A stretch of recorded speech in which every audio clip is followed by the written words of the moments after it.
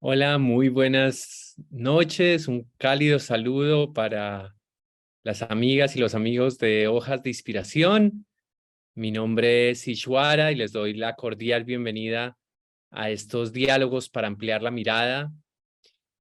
Hoy nuestro tema es la relajación eh, en tiempos turbulentos.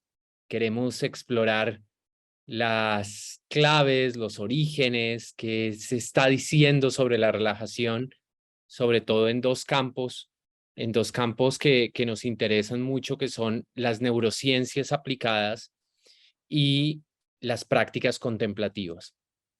Para quienes no me conocen, mi nombre es Ishwara, soy director de este portal Hojas de Inspiración, que es un portal nacido aquí en Argentina y que con el tiempo se ha extendido a Iberoamérica y busca ampliar la mirada en varios ámbitos que consideramos pueden ser piedras de toque para responder a las crisis de nuestro tiempo.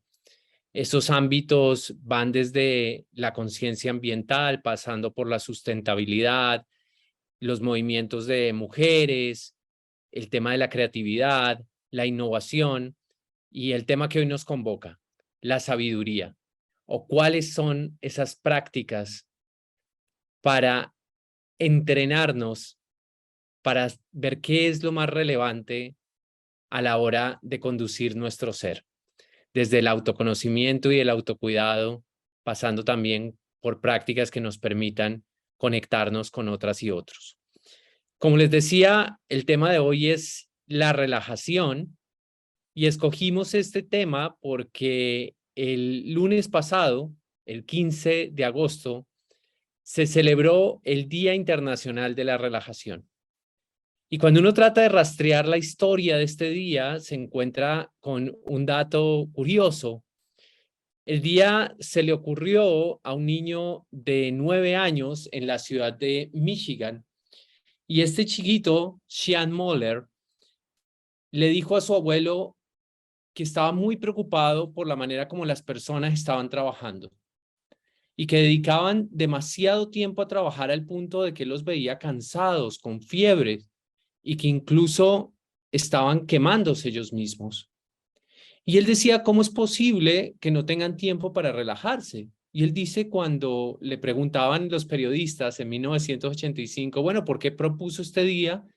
Decía, si bien es cierto, yo no trabajo, lavo los platos, corto el césped, riego las plantas, tengo mucho tiempo para montar mi bicicleta, para estar.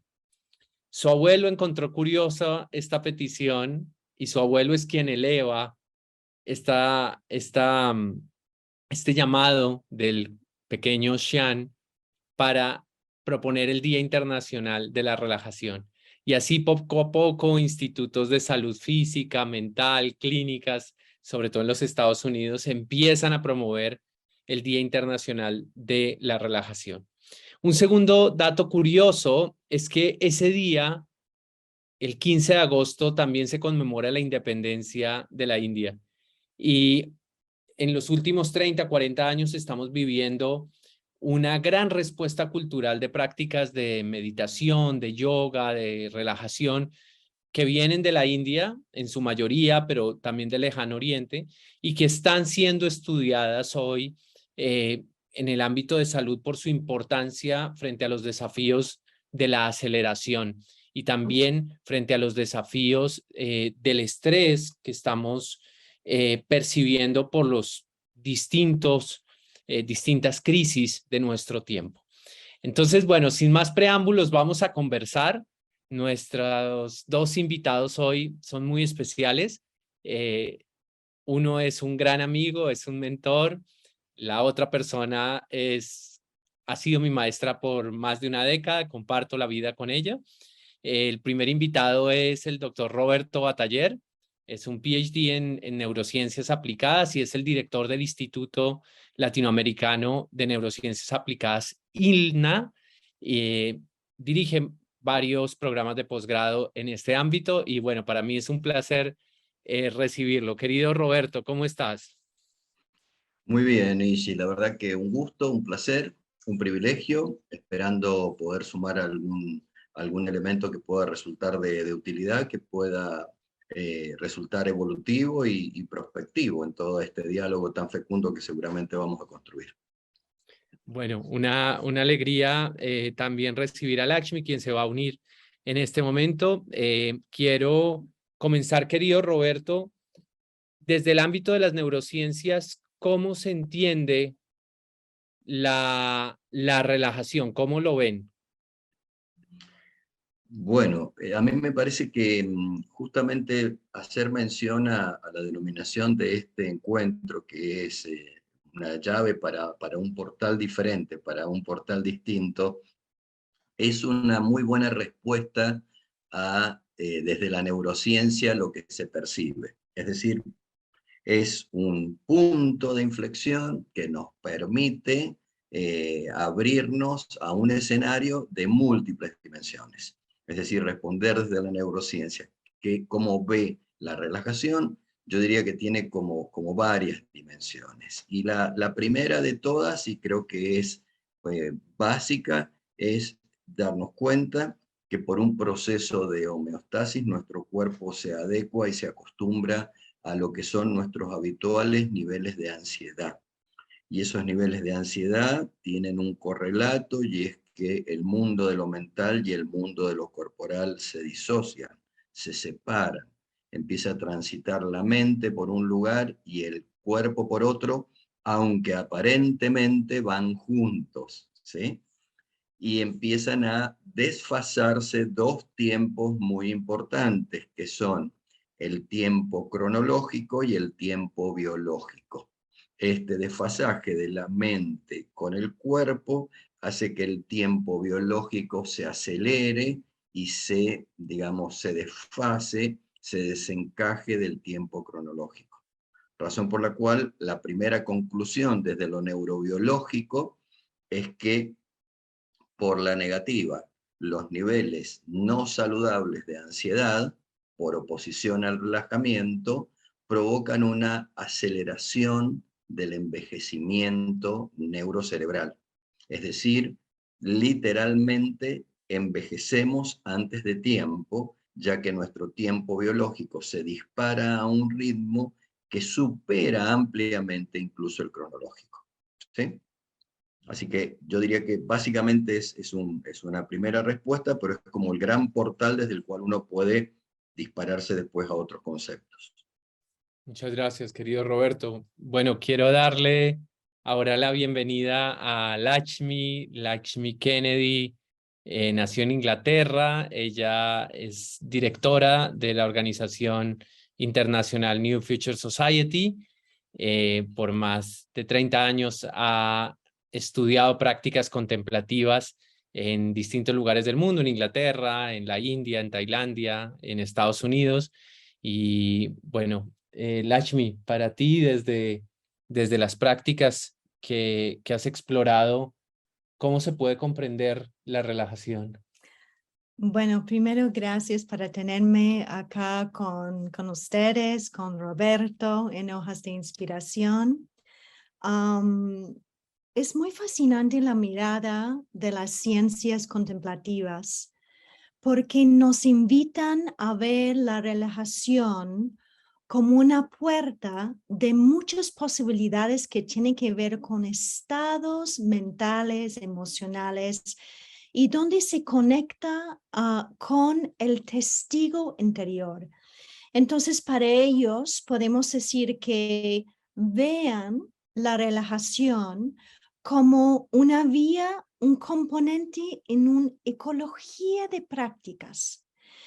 Y cuando estaba contemplando sobre este evento y estaba caminando y relajándome, comencé de ver que en realidad la relajación puede pasar, como estaba diciendo Roberto, no solamente desde la conciencia de nuestro cuerpo, como una relajación consciente con el cuerpo, pero es ahí donde se encuentra algo muy fascinante que tiene que ver con la relajación mental. Y tengo mucha curiosidad de lo que vos, Ishwara y Roberto nos van a contar sobre eso. Así que hay muchas aristas y lo ven como un componente en una gran ecología de prácticas donde se hace concentración, facetas de profundizar en la interioridad.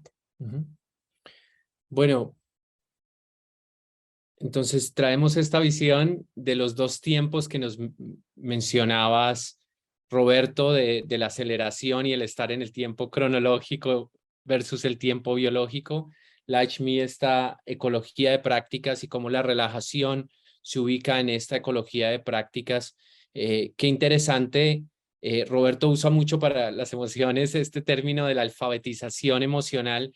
Habría una alfabetización también de volver a ese lenguaje del cuerpo, ese lenguaje del estar, más allá del ser, más que del hacer. Y qué interesante para nuestros tiempos. ¿Por qué resulta relevante hoy la relajación? Decía al comienzo que cuando uno empieza a mirar en Google Scholar, que es este buscador de textos científicos en los últimos 20 años, el número de publicaciones relacionadas con relajación, mindfulness, entrenamiento mental, se ha disparado. Es una respuesta cultural también, es una cara de una moneda. En la otra cara está estos tiempos de ansiedad, estos tiempos de depresión. Acabamos de pasar por una pandemia y nos encontramos con guerra mundial, con problemas económicos. Y yo quisiera preguntarte, Roberto, desde el punto de vista de las neurociencias aplicadas, ¿por qué es relevante hoy una alfabetización de la relajación, si pudiéramos llamarlo de esa manera? ¿Y qué le dirías a aquellas personas que muchas veces ven en estas prácticas evasión o ven en estas prácticas o dicen, esto no es para mí porque a mí me gusta este ritmo constante y este ritmo acelerado?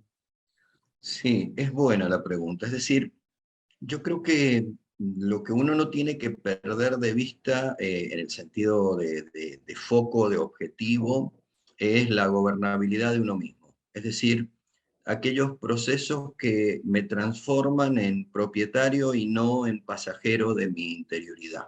Después podemos verlo desde distintas aristas, pero naturalmente el entorno nos está permanentemente y en este momento particularmente bombardeando y nos lleva gradual y progresivamente, y tenemos que ser muy conscientes de esto, si no hacemos algo al respecto, la externalidad nos va a llevar inevitablemente a un camino de envejecimiento involutivo. Es decir, no solamente a un camino de cumplir años cronológicamente, sino a involucionar cognitivamente en la medida que lo transitamos. ¿Sí? Y esto hay que tenerlo muy en cuenta. Es decir, por la negativa yo tengo, por supuesto, la posibilidad de hacer nada, pero tengo que ser absolutamente consciente que al decidir hacer nada al respecto, estoy transitando un camino a la repetitividad de lo involutivo. Esto es inevitable. ¿Por qué? Porque mi cuerpo tiene una gran tendencia a la repetición, tiene una gran tendencia a la adicción de las sustancias que el mismo cuerpo fabrica, como es, por ejemplo, todos los componentes adrenalínicos que permanentemente están como correlato de las circunstancias de altos niveles de ansiedad, razón por la cual el decidir hacer nada es una decisión que hay que respetar desde la autonomía individual, pero tiene que quedar claro hacia dónde nos está llevando. Nos está llevando hacia la involución. El proceso de poder trabajar esto cognitiva y voluntariamente, primero nos apropia de nosotros mismos. Es decir, nos empieza a desarrollar como proactivamente constructores de nuestra evolución. Y esta es una decisión que hay que tomar, ¿sí? Esto es una decisión que hay que tomar. Por el otro lado, entender que este conjunto de prácticas, como muy bien recién Lakshmi lo decía, es un diamante de múltiples aristas y que cuando lo comenzamos a recorrer son un conjunto de aspectos que empezamos a ver. desde el entrenamiento cognitivo, desde la estimulación del lóbulo frontal, desde la mayor circulación y conectividad interhemisférica dentro del cerebro, el aumento de la creatividad, el aumento de la alfabetización emocional como gestión de las emociones. Es decir, las consecuencias es una piedra que golpea el agua y genera un anillo de consecuencias en diferentes direcciones. Pero como decía recién, la opción de no hacer, que es respetable aunque no la comparto, significa necesariamente transitar en este escenario que vos bien has descrito, post-pandémico y de tanto conflictividad social, un escenario absolutamente involutivo y de aceleración del envejecimiento. Esto es también muy importante, ¿sí? Y Lakshmi, la misma pregunta para ti en este contexto y desde tu perspectiva, ¿por qué es relevante? ¿Cómo responde a las crisis de nuestro tiempo? Sí, yo quiero resaltar primero que fascinante todos los beneficios que nos cuentas, Roberto. Es una invitación muy profunda de ver cómo podemos dejar de estar en el modo de hacer, como dijiste, Ishi, y el estar. Como que para mí, cuando vemos la relajación, es una relajación consciente, donde puedo dejar el ruido del mundo, donde tengo la posibilidad de vaciar la mente, cuando tengo la posibilidad de liberarme de patrones mentales hasta que emocionales y comenzar desde una conversación muy amplia y quizás una conversación muy profunda con mi psicología, mi mundo interior, generar como un santuario interior de nosotros. Y lo que a mí me gusta mucho, que proviene de las filosofías de la India, específicamente Samkhya, y muchas personas quizás lo han leído o estudiado, que viene del Bhagavad Gita, que viene originalmente del Mahabharata, habla de los 3 modos de la naturaleza que incluye el ser humano. Y habla que hay 3 estados. Rajas, por un lado, que es la hiperactividad, donde estamos quemándonos en el tiki, en el exceso de energía, exceso de pedir demasiado del ser mental, que al final del día no podemos desenchufar de el trabajo, las responsabilidades, y después el teléfono, estamos constantemente ahí adictos en el hacer. Y por el otro lado de la escala, el péndulo, tenemos tamas en sánscrito, que es la inercia, que puede ser como emblemático de una desociación, un ritmo demasiado apagado, y buscan, según ellos, sattva, que es un estado de calma interior, claridad interior, pero un dinamismo en la vida activa. Así que para mí nos invita a un mundo de posibilidades, y para mí personalmente es fundamental todos los días que por lo menos 1 hora dejo del hacer y hago la invitación al estar. Qué hermoso. Traigo esto que menciona Roberto del envejecimiento involutivo, que son 2 palabras me parecen muy impactantes, porque el no tomar la decisión ya es una decisión, y hacernos responsables no solamente de comprender nuestro entorno, un entorno que propicia altísimos niveles de ansiedad por una parte, pero también, y esto lo hemos hablado en otros espacios, hay una economía de la atención que impulsa la distracción, la autodistracción como mecanismo de consumo. Si no nos hacemos cargo de eso, este ritmo de aceleración va a generar este envejecimiento no solamente físico, sino de patrones, que me llama mucho la atención esto de la repetición.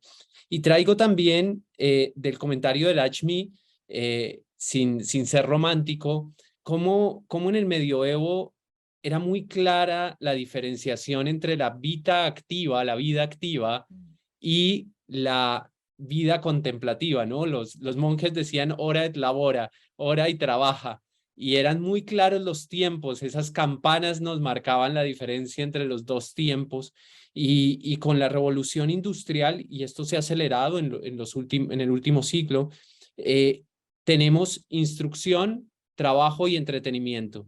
Digamos, el tiempo de contemplación, de ese contemplum, ese templo, de ir al centro del bosque a mirar el cielo y sus mensajes, se ha perdido.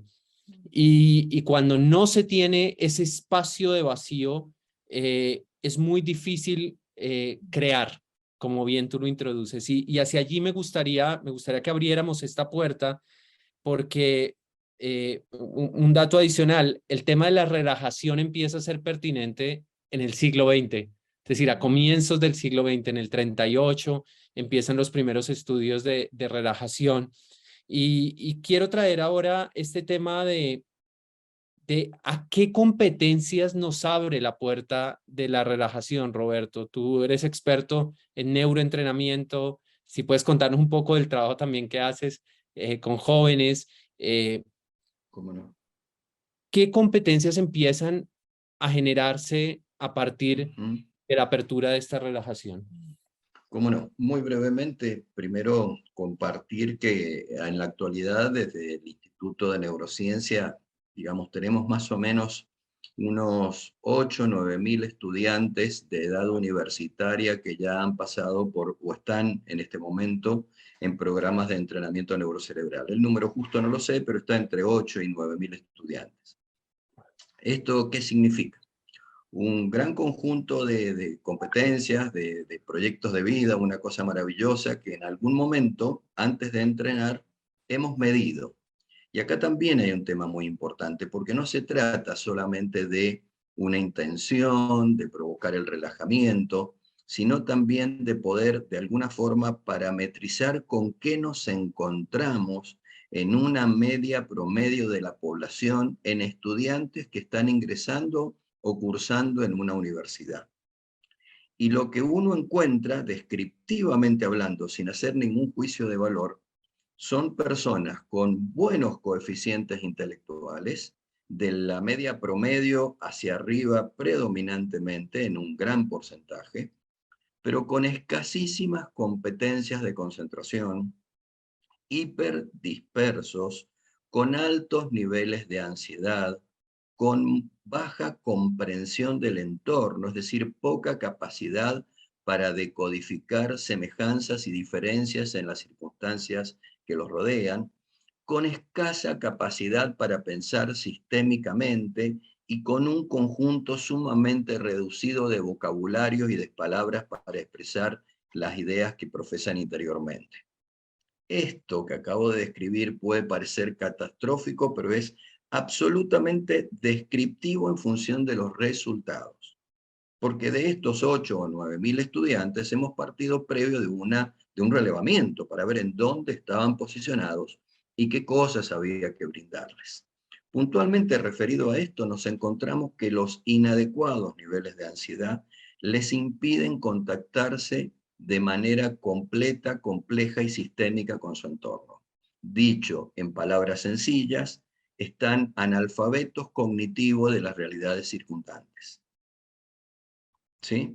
Son analfabetos cognitivos funcionales. Esto quiere decir que estudian, que leen, que han tenido una formación, pero funcionalmente transportan un importante grado de analfabetismo cognitivo fruto de que sus niveles de ansiedad y de multitasking no les han permitido desarrollar las competencias esenciales de comprensión de la realidad compleja y sistémica en la que habitan. Dicho de otra manera, están subdesarrollados para el mundo presente y para el mundo futuro.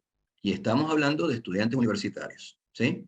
Entonces, estos datos nos muestran a nosotros con qué nos encontramos cuando no hacemos y nos muestran claramente qué tenemos que hacer para encontrarnos con aquello que nos está faltando y nos demanda la realidad cotidiana.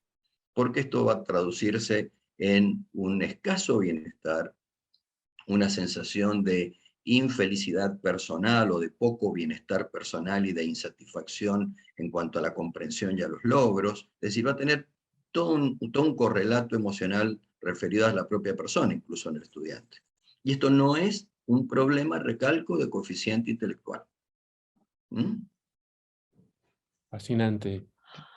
Roberto, quiero seguir tejiendo de lo que acabas de decir, porque yo siento, si comprendemos o si tenemos una mínima comprensión a las metacrisis y el tiempo histórico en que estamos viviendo, qué importante que podemos brindar y reconocer dónde estamos a través de este hermoso análisis que existe de los estudiantes que te llegan al instituto, y también ver que es nuestra responsabilidad, es decir, cada uno de nosotros, que las competencias que buscamos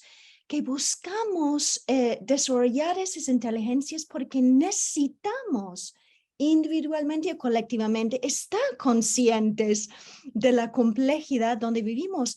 Uno, porque el mundo en sí para mí es un milagro, cada día escuchar un pájaro, el sol que nace, ver la nieve sobre la montaña, la tierra en sí, en su creación más poético o bello.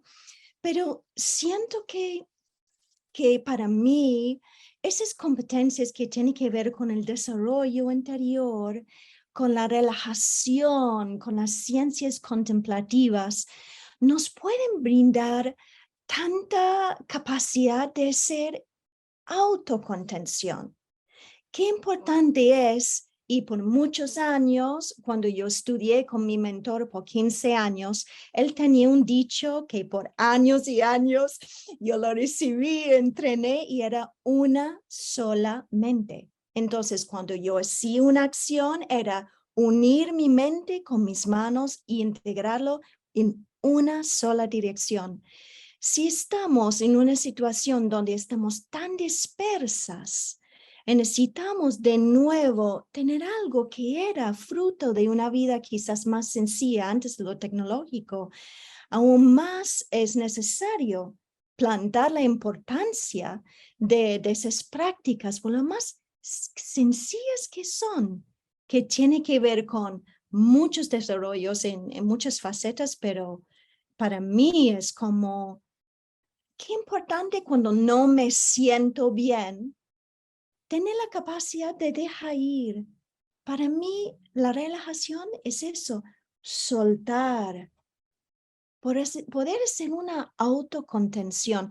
Y esa es una inteligencia muy, muy sencilla que estoy hablando, pero conozco personas de todas las edades y quizás nunca han hecho esta invitación que estás diciendo, Roberto, la decisión de practicar esos elementos. Wow, muy bello. Yo quisiera traer dos elementos para continuar nuestra conversación. El primero, cuando hablas de esta necesidad, o mejor, de esta ausencia de pensamiento complejo y sistémico en estos jóvenes. Y quiero invitar a la mesa a un filósofo social, Daniel Schmachtenberger. Es una de las personas que hoy está asesorando gobiernos e instituciones en temas de riesgo existencial, mirando todos los riesgos posibles en lo económico, ambiental, tecnológico.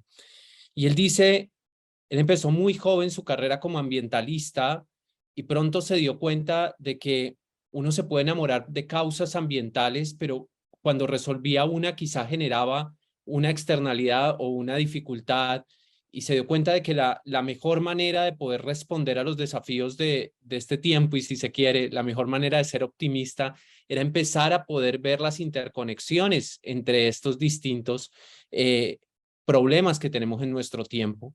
Entonces, todos queremos un mundo mejor, pero necesitamos cultivar esa capacidad de la que habla Daniel Schmattenberger.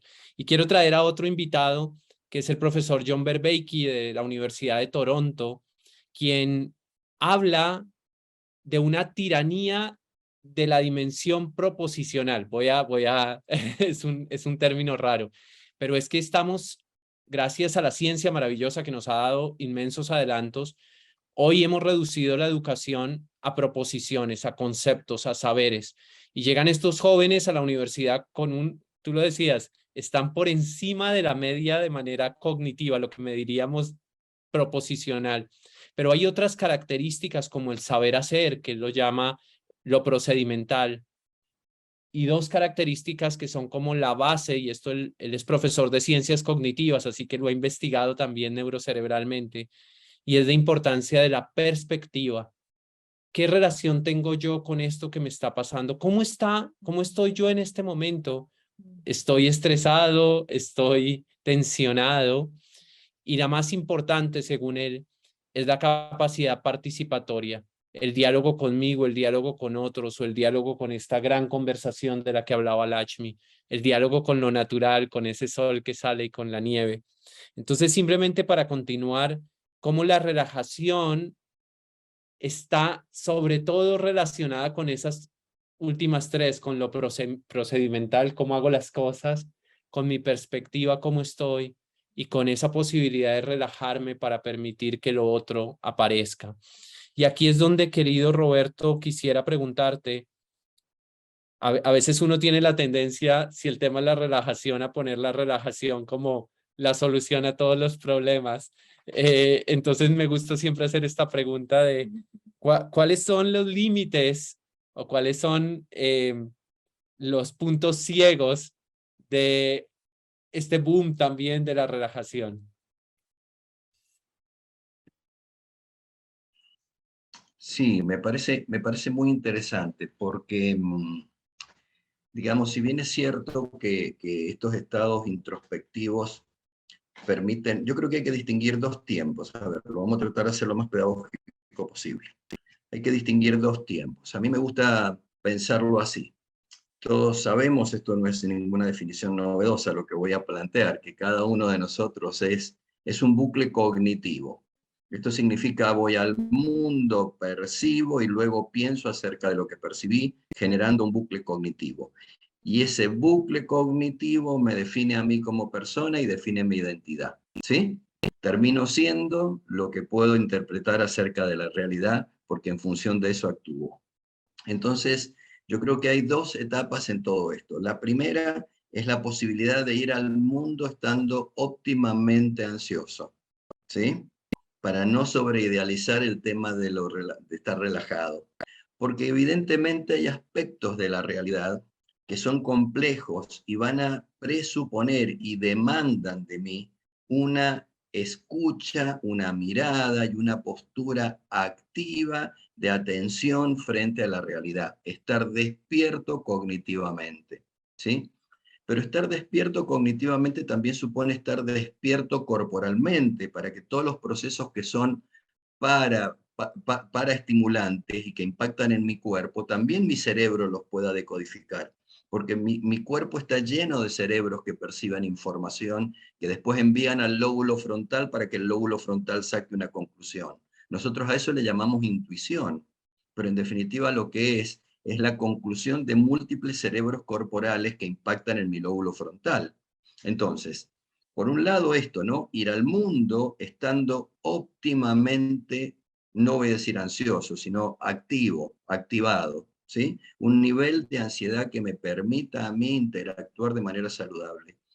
Y luego tener esa fracción de segundos para bajar un pequeño cambio, porque es solamente un pequeño cambio, para poder reflexionar acerca de con lo que uno se empapó. Y entonces aparece como un destello cognitivo, que es la capacidad de, habiendo percibido, mirarlo desde un nivel evolutivo distinto. ¿Sí? Y yo creo que ahí está el punto, porque no somos una cognición, somos un bucle cognitivo. No somos una especie que solo conoce, sino que conoce, se contacta, define, pero para definir tiene que pensar acerca de aquello que incorporó, ¿sí? Entonces, me parece importante hablar de esto, es decir, cuando uno habla de relajamiento y de relajación, no siempre está hablando necesariamente de un modelo en donde estoy absolutamente pasivo, con los ojos cerrados y dentro de una caverna, sino habla de un nivel de tensión interior que me permite potenciar mi funcionamiento cerebral. Y eso es estar relajado, aunque no lo parezca también, ¿sí? Bueno, no sé, esto es lo que pensaba, Sí, digamos, plantearlo así sí. como para que sea un poquito más didáctico, ¿no? No tan complicado. Es fascinante, me hace sentirme muy bien saber, y quizás las personas que están oyéndote, amigo, es como qué bueno saber que hay una parte de esta alerta, ¿no? Que está sano para uno. Y entender que veo esta complejidad que nos cuentas de las inteligencias y los saberes, que es ese conjunto, ¿no? Para que esa es la manera como entramos y experimentamos la vida. Quería como apreciar lo que nos traes. Pues desde las ciencias contemplativas es muy interesante las críticas que hacen, que han encontrado en algunos estudios de personas que han pasado por tiempos de depresión, es lo que han encontrado, que a veces las prácticas contemplativas pueden hacer un abordaje donde las personas no se mejoran. Y me gustaría como mirar algunas pistas por qué. Entonces, si yo decido que yo voy a hacer mi tiempo de relajación y lo habito como un mandato, lo habito como, ok, voy a sentarme después de todo un día de estar tiki en todas las direcciones, y de repente me siento, ¿qué encontramos? Encontramos la mente muy llena. Entonces, si anticipamos que solamente utilizando, y una referencia es la observación de la respiración, que es un eje en todos los caminos de las ciencias contemplativas, que va a hacer como mágicamente me va a hacer sentir relajado y no llega, puede ser que generamos una relación quizás de frustración con nosotros mismos, y tantas personas vienen y dicen, no, esas prácticas no son para mí, yo no lo puedo hacer. Y tiene que ver con unos paradigmas de creencias, de entendimiento de lo que debería pasar. Pero cuando éramos chiquitos, si tuvimos el privilegio de aprender a nadar, toma su tiempo. Como todo en la vida es un entrenamiento. Entonces yo diría que las críticas válidas tienen que ver con un entendimiento que es un proceso en evolución.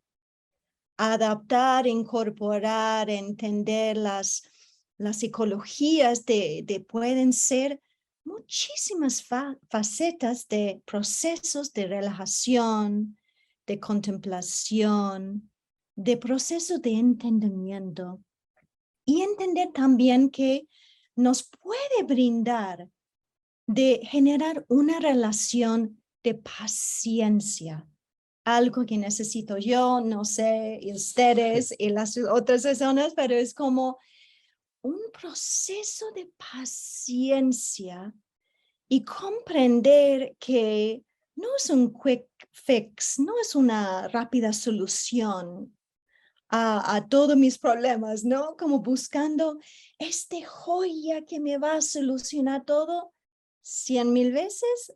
No.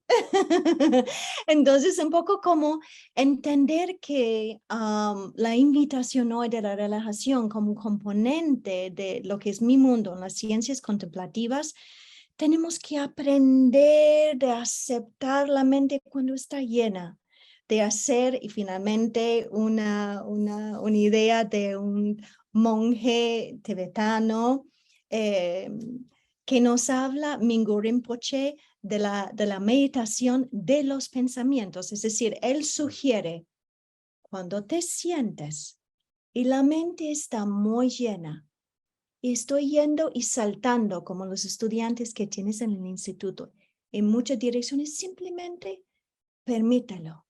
Permítelo y en el proceso de paciencia, permitirlo, algo muy sutil comienza a crecer, un conocimiento, un testigo, un entendimiento de uno en relación con lo que me pasa, como dijiste, Ishwara, en el afuera, en ese caso de ser mental. Wow. Bueno, fascinante el tema del bucle cognitivo, querido Roberto, de cómo más que un adentro y un afuera es ese estar encarnado en el cuerpo, es estar embebido en el mundo, lo que va haciendo el conocimiento. Fascinante, Lakshmi, cómo nos traes también, cómo el punto ciego puede llegar a ser esto de querer vivir solamente en la vida contemplativa y creer que esa es la mejor manera para que ese bucle cognitivo sea lo más eficiente, y en realidad es un acto de relevancia, es un acto de ritmos, ¿no? Es un acto de tensar la cuerda, y por eso algo que no nos llega a nosotros de Oriente es como en los caminos de las prácticas contemplativas en Oriente tienen prácticas de opuestos. A nosotros nos llega una técnica y hablamos del mindfulness, pero ellos tienen prácticas de opuestos de apertura y atención plena. Tienen prácticas de relajación y de tensión. Tienen prácticas donde tú indagas y tienes procesos de rumia, lo que llamaríamos y queremos evitar, pero tienen unas guías para el autoconocimiento y el trabajo, por ejemplo, con lo que llamarían en la psicología profunda la sombra. Prácticas de incandescencia o prácticas de fuego, de activación, y prácticas de apaciguamiento. Y eso es muy interesante porque es precisamente en una dimensión compleja donde no es una sola cosa la que va a definir la solución, sino es precisamente eso que hoy se está hablando, la inteligencia adaptativa, ¿no?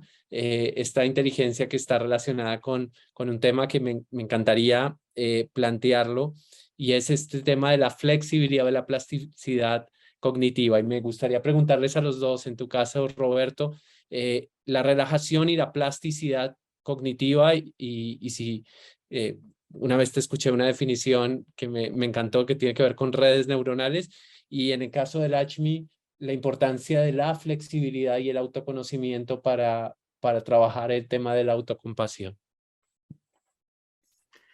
Bueno, sí, efectivamente es un hecho demostrado y comprobado hace mucho en el ámbito de la neurociencia, el que nuestro cerebro funciona por un sistema de permutación con repetición. Esto es cientos de miles de millones de terminales nerviosas conectadas con otras cientos de miles, generando lo que se denominan constructos, que son redes de redes. Es decir, porque esto también funciona en conjuntos de redes en distintos planos que también se conectan centrífuga o centrípetamente dentro del cerebro, es decir, desde la superficie hacia la interioridad y desde la interioridad hacia la superficie. Razón por la cual a ese complejo de redes en múltiples planos conectadas entre sí se le denomina constructo. Y la plasticidad cognitiva no es otra cosa que la capacidad de multiplicar de manera importante este conjunto de conexiones. Lo que habitualmente encontramos es que el cerebro que no está entrenado, o aquel que está, por decirlo de alguna manera, excesivamente tensionado, y nuestros niveles de ansiedad son el correlato de esto, nos encontramos que hay un cierto conjunto de ramales de comunicación que se usan habitualmente. Por decirlo de alguna manera, la información transita por determinadas autopistas y nunca usa otros caminos ni otras conexiones, y hay partes de nuestro cerebro que no se conectan y están muy aisladas de otras. Bueno, esto es una consecuencia neurobiológica directa de los niveles de ansiedad elevados, razón por la cual es un gran error pensar que por ponerme ansioso voy a pensar mejor las cosas y las voy a solucionar mejor. Todo lo contrario, lo que estoy haciendo es deteriorando mi capacidad para comprender la realidad, mucho más si la realidad es compleja. Razón por la cual a la inversa, mantener adecuados niveles de ansiedad, lo que me permiten a mí es ir multiplicando el número de conexiones sinápticas dentro del cerebro, y por el otro lado me permite a mí multiplicar la cantidad de conexiones activas existentes entre ambos hemisferios. Fundamentalmente, la cantidad de conexiones activas existentes entre las dos áreas del lóbulo frontal, que son las que desarrollan el pensamiento complejo, el pensamiento sistémico. Es decir, estas áreas son las que necesariamente se tienen que activar para que yo dé como producto un pensamiento de complejidad sistémica. Pero para que eso suceda, digamos, en los altos niveles de ansiedad van justo en contraposición a este tipo de necesidad biológica que tengo de conectar los lóbulos frontales. Así que, por decirlo de alguna manera, lo que estoy haciendo es retrogradando, haciendo el camino inverso a lo que debo hacer en términos de plasticidad, de creatividad y de pensamiento complejo. Más o menos por ahí anda, digamos, de manera sencilla. Fascinante, querido Roberto. Muchas gracias. Me estás inspirando muchísimo, Roberto, tengo que contarte. Qué bello esto. Es como realizamos escuchándote la gravedad de lo que estamos haciendo y la importancia de tomarnos en serio y salir de los estados donde estamos empujándonos y pensamos, porque siento muchas veces que hay en lo colectivo de nuestras sociedades tanto impulso al logro, a la acción, el éxito, todo que sabemos, lugares comunes quizás de análisis, pero yo me encuentro allí y yo creo que es algo tanto, y vos siendo psicólogo, Roberto, estoy segura que todo que tiene que ver con el inconsciente colectivo. Entonces, para responder a tu bella pregunta, Ishi, que tiene que ver con el sentir, porque cuando contemplamos en la importancia de la flexibilidad específicamente relacionada con la compasión, que es el sentir, que es la capacidad que tengo de generar conmigo misma o conmigo mismo las posibilidades de sentir bien. Este es muy fascinante. En un estudio sobre la autocompasión, encontraron de las personas que estaban entrevistadas que 2% de ellos eran capaces de naturalmente sentirse autocompasión.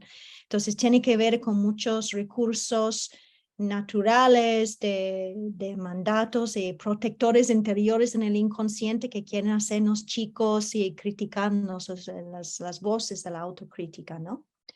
Entonces, para mí, cuando relajo conscientemente, cuando incorporo las prácticas, las ciencias contemplativas, yo comienzo a aflojar, a suavizar mi énfasis y reflejos de conciencia solamente en mis pensamientos, pudiendo generar un espacio de hacer más lentos mis pensamientos. Puedo abrir la posibilidad de sentir y generar un sentir consciente. Lo que mencionaste, Ishwara, muy fascinante sobre todas las bellas facetas de las ciencias contemplativas que hablaste. Fue brillante tu análisis y tú como llamándonos a todas las facetas que puede ser, pero específicamente con la autocontención. Cuando pensamos todos que estamos acá en los problemas de la violencia que todos tenemos, pero los problemas en la sociedad individualmente y colectivamente, lo que estamos viendo con la guerra ahora y las guerras, las inconsistencias con las estructuras y todo que se basa en los reflejos de violencia, si solamente recibimos un entrenamiento, pero es it blows my mind, me huele la cabeza lo sencillo que es de generar autocontención con una compasión. Cuando estoy herida, cuando estoy llorando, cuando estoy enojada y tengo la capacidad de parar, sentirme desde la profundidad y sentirme mejor, es muy, muy valioso. Así que para mí es como un voto a la importancia de ese entrenamiento, la flexibilidad de parar, calmar, observar y sentir.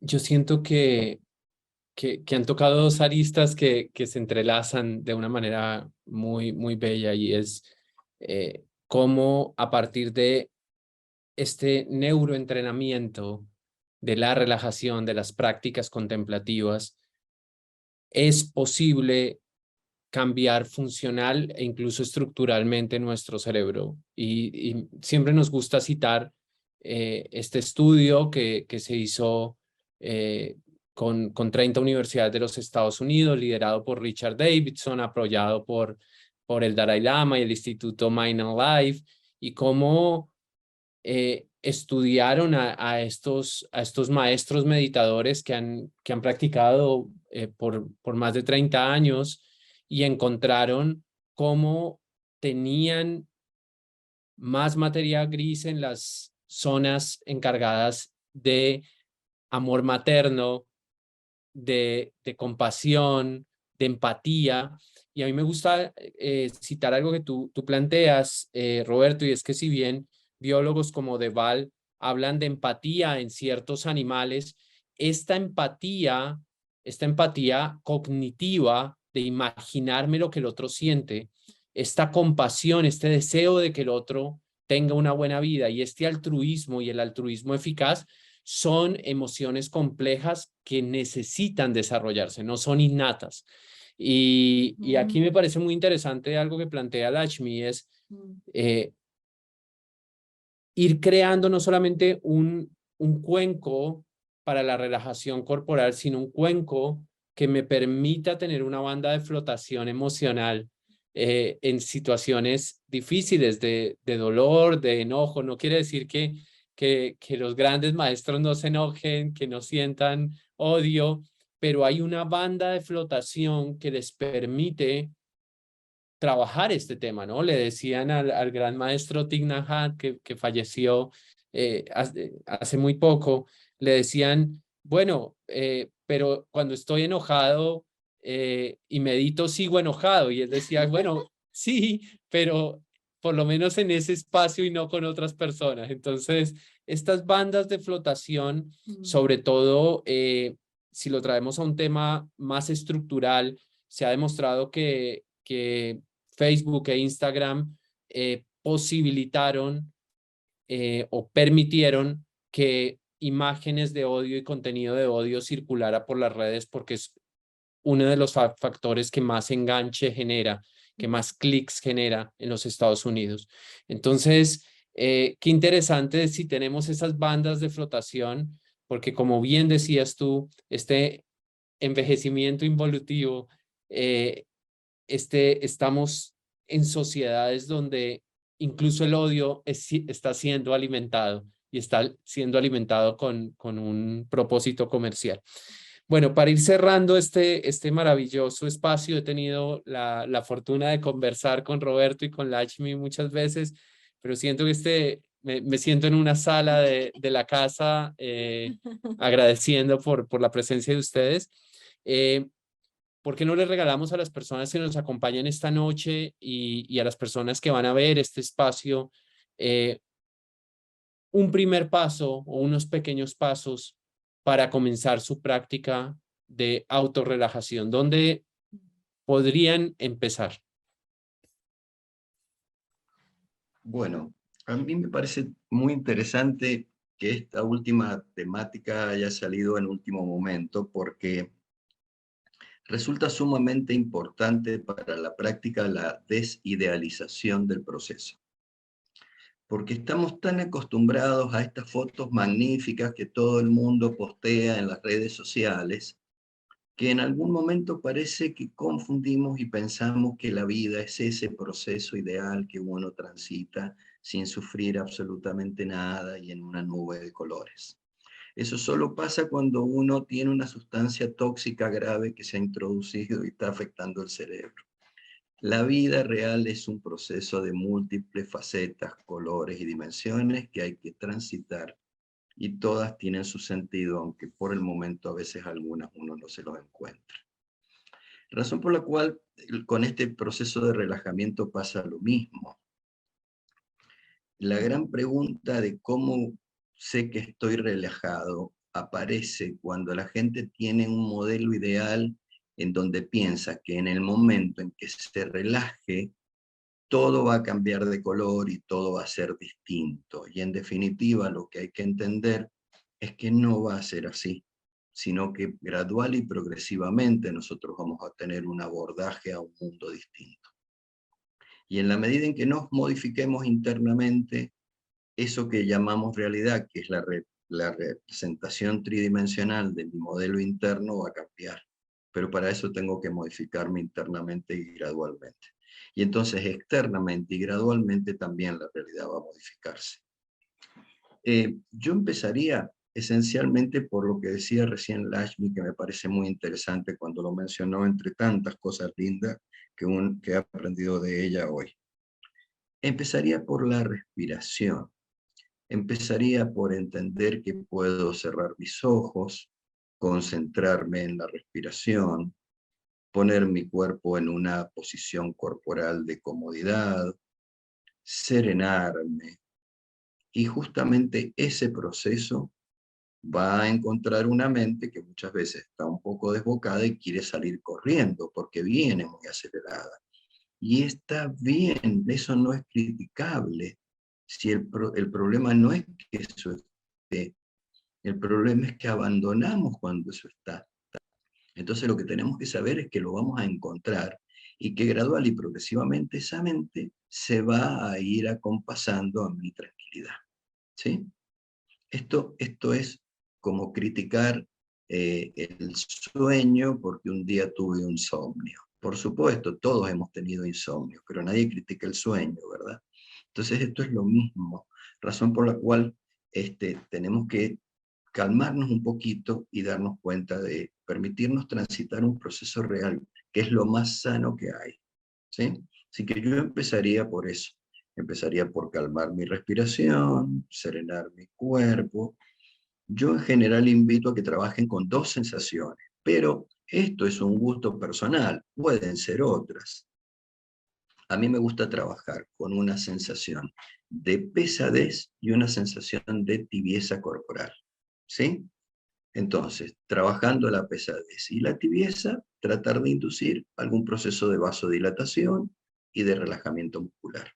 Pero esto es un gusto, porque yo lo aprendí así, o me resulta más fácil a mí, ¿sí? Entonces, me quiero relajar, me siento tranquilo, respiro profundo, empiezo a decirme a mí mismo, mi cuerpo está cada vez más pesado, empiezo a sentir las manos y los pies más tibios, y cuando quiero acordar, estoy volando por Ganímedes, no sé, un libro que leí hace muchos años, que se llamaba Yo visité Ganímedes, de Josip Ibrahim, pero eso es muy viejo. Les puedo decir que lo leí en el año 78, pero bueno, es demasiada edad para esto. Entonces, y me acuerdo hasta el mes, yo lo leí en agosto del 78. Bueno, la idea es que estoy volando por cualquier lado, pero bueno, perdón, no me quiero extender.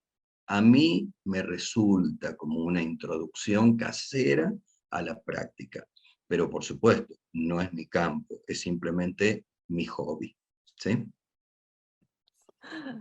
Es que Roberto, yo me siento más relajada escuchándote y es absolutamente uno de tus múltiples campos.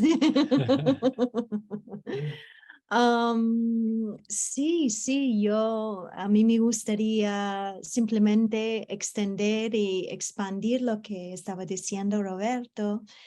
Para mí, obviamente, el lugar que decidimos, en cualquier lugar, es posible hacer una relajación consciente, pero para mí personalmente me ha ayudado muchísimo a hacer una práctica constante de elegir un lugar especial en la casa. Puede ser un cojín en la esquina o hacia la pared de la habitación, puede ser una silla, y hacer ese lugar como un lugar especial, traer un objeto, son cosas muy sencillas para comenzar. Dos, estoy de acuerdo, me gustaría también invitar si las personas quieren como comenzar de hacer esas prácticas, lo que dijiste, Roberto, la respiración, todas estas facetas donde podemos irnos a sentir la pesadez. Y lo que ayuda mucho a mí es cuando siento mi mente muy llena, comienzo a fijarme en el centro de mi cuerpo, es decir, imagino una columna desde la base de mi columna misma, una columna que está acá. Y cuando mi mente se va, porque en general no nos damos cuenta de que intentamos observar la mente de una forma, si lo intentamos poner imágenes, se va en varias direcciones, tiene sus ritmos, sus colores, sus sentires con la intensidad de un pensamiento. Entonces, intento volver a mi eje, a mi centro. Entonces, vuelvo a mi eje, respiro, mi mente se va. Cuando puedo, lo traigo. Vuelvo a sentir mi eje y me ayuda en la unificación como fundamento del proceso contemplativo de la relajación. Y la otra cosa que quería sugerir tiene que ver con simplemente sembrando palabras, como dijiste, Roberto, que me ayudan a relajar. Entonces, las palabras, me relajo. Me relajo, estoy pensando, traigo mi concentración, me relajo. Y es como un muy sutil hipnosis, ¿no? Muy, muy sutil, tan sencillo, pero serían un poco como mis semillas de conceptos súper sencillos para la Bueno, relajación. yo como estudiante díscolo me voy a atrever también a sugerir, pero reconozco que estoy entre mis mentores y a mí me funciona mucho esta práctica de concentrarme solamente en la nariz. Por fortuna tengo una nariz grande, lo cual facilita la atención, y es inhalar y darme cuenta de que inhalo, y si mi mente está muy distraída, decir inhalo y sé que inhalo, exhalo, sé que exhalo, y en determinado momento, cuando la mente está más calmada, permitirme la gratitud de darme cuenta de que la respiración me ha sido dada. Y también en términos de palabra, sensación y visualización, la expresión cielo azul me ayuda mucho con la tibieza del cielo azul, ¿no? Es una práctica del budismo tibetano. Queridos, querida Lakshmi, querido Roberto, hemos llegado al fin de este espacio maravilloso en la sala de nuestra casa, estos diálogos para ampliar la mirada. Gracias por ese recorrido que fuimos construyendo, y gracias también por no solamente ampliar la mirada sobre la relajación, sino profundizarla, ver los puntos ciegos, ver la complejidad que tiene y elevarla como posibilidad y como una de las múltiples respuestas para entrenarnos en estos tiempos complejos. Querido Roberto, mi admiración y mi cariño.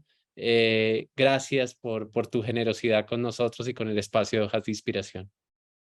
Al contrario, el agradecido soy yo. Para mí poder compartir un espacio de estas características, escucharlos, estar regodeándome interiormente en lo que significa estar ante la presencia de ustedes, que es una experiencia, es una vivencia de suma trascendencia, poder intentar conectarse con la propia interioridad ante la presencia de ustedes es realmente un proceso evolutivo muy bonito. Así que yo quiero agradecerles a quienes nos han estado acompañando, a quienes nos han estado brindando su tiempo, y a todos aquellos que después a través de los canales virtuales tengan la generosidad y la gentileza de brindarnos su escucha. Así que yo les agradezco, y bueno, y los invito a transitar este hermosísimo camino de enriquecer el bucle cognitivo del encuentro con lo mismo desde otro lugar. Muchísimas gracias a ustedes. Gracias, amigo. Bueno, Roberto, también para mí quedó, y Ishwara, muchas gracias por invitarme acá en este espacio. Y Roberto, escuchando a los dos que tienen como una visión tan fascinante, Ishwara, lo que trajiste, y Roberto, me has hecho como aún más convencida de la necesidad de hablar de esto, de continuar de sembrar las semillas.